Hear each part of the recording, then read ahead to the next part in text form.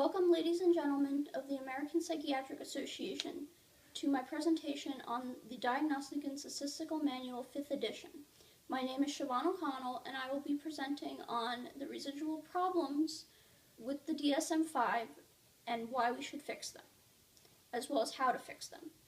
I will also be presenting on why these problems affect the APA and how they affect patients and their families. Please refer to my title slide in your handouts. Now we're referring to slide 2 on the reasons for fixing the DSM-V.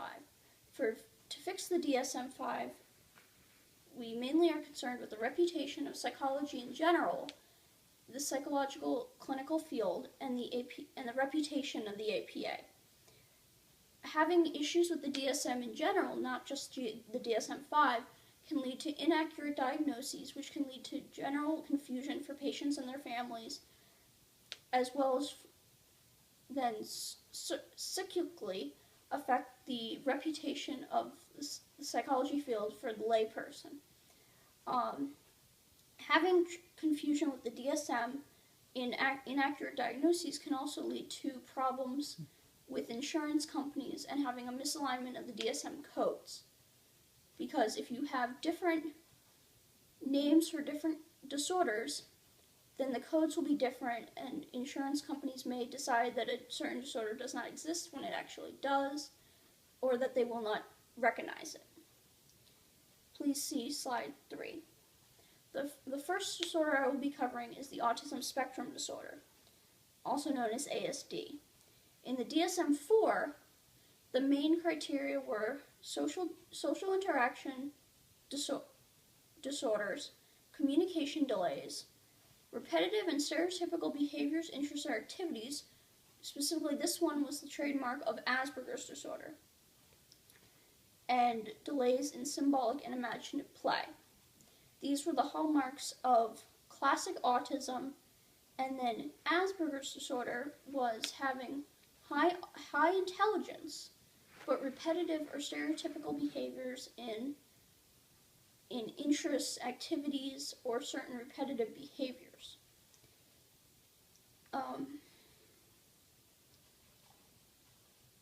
The DSM-V has changed these so that there is one spectrum, and that certain disorders do not exist. Please see slide 4. When the DSM-V was changed, Asperger's disorder and pervasive developmental disorder not otherwise specified, also known as PDD-NOS, were removed. By removing these disorders, it may present obstacles to some patients for receiving treatment and it underrepresents the number of children who have ASD disorders but high intelligence, as in children who would have had Asperger's disorder. Please see slide 5 for the solution to this problem.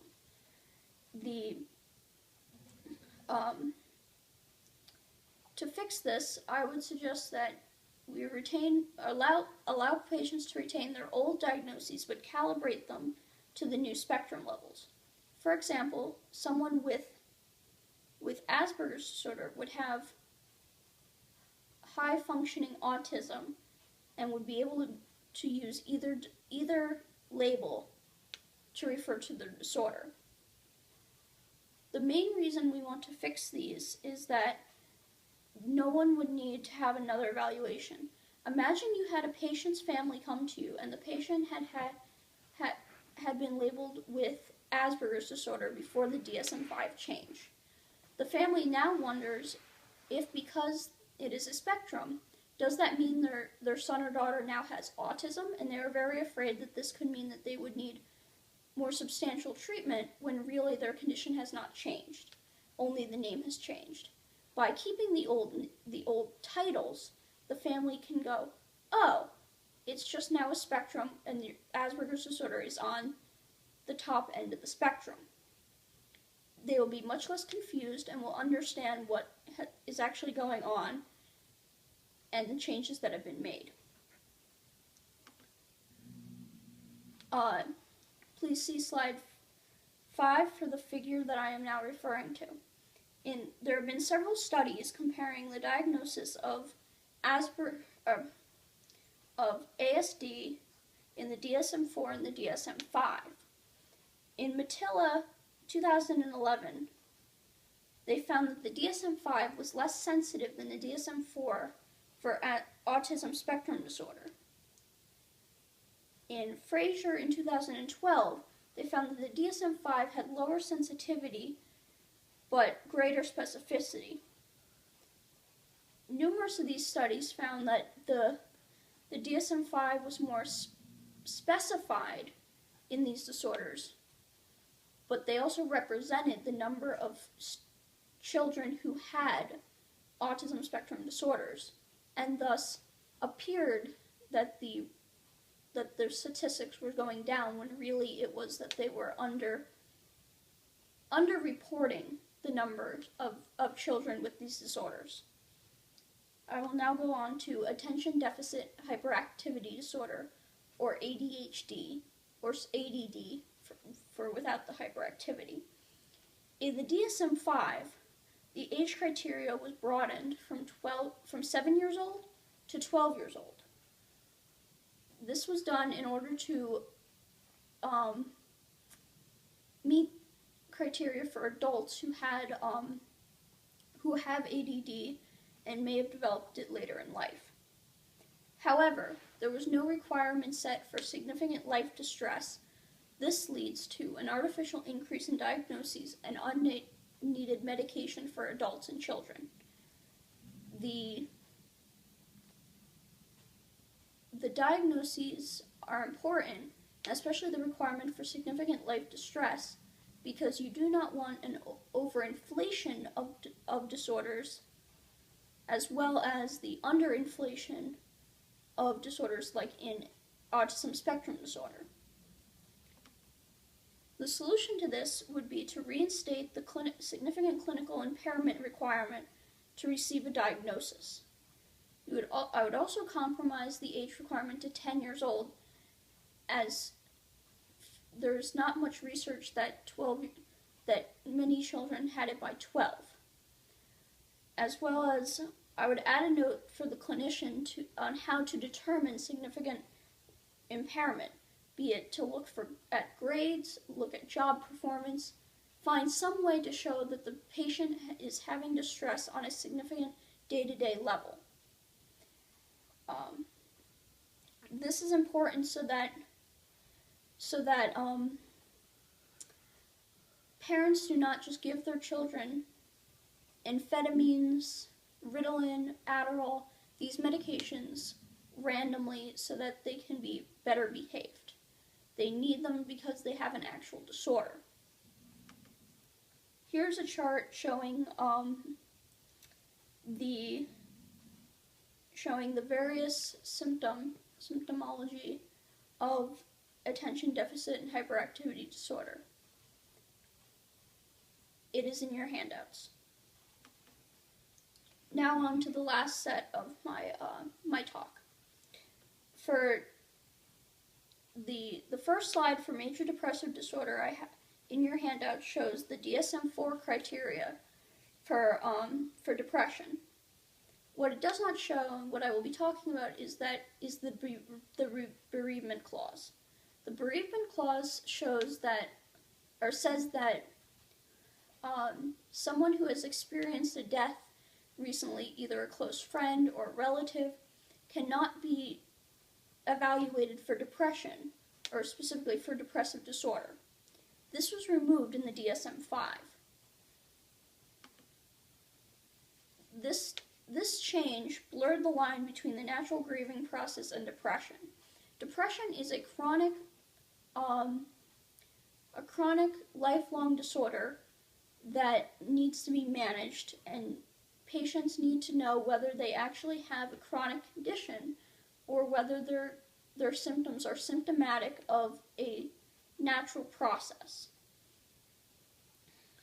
Telling a patient that they may have major depressive disorder when really they have experienced a life-changing event, such as loss of a job, loss of a home, death of a family member or a friend, could lead them to believe that they have a lifelong illness when really they have a short-term problem that is a natural grieving process.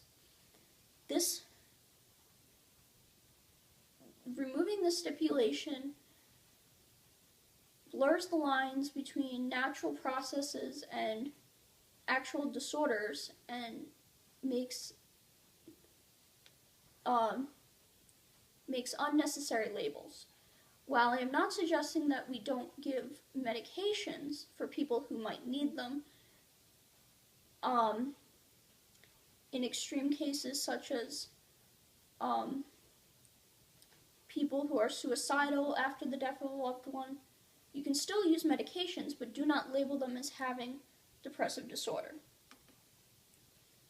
For the solution, I would suggest that you reinstate a broadened version of the bereavement clause.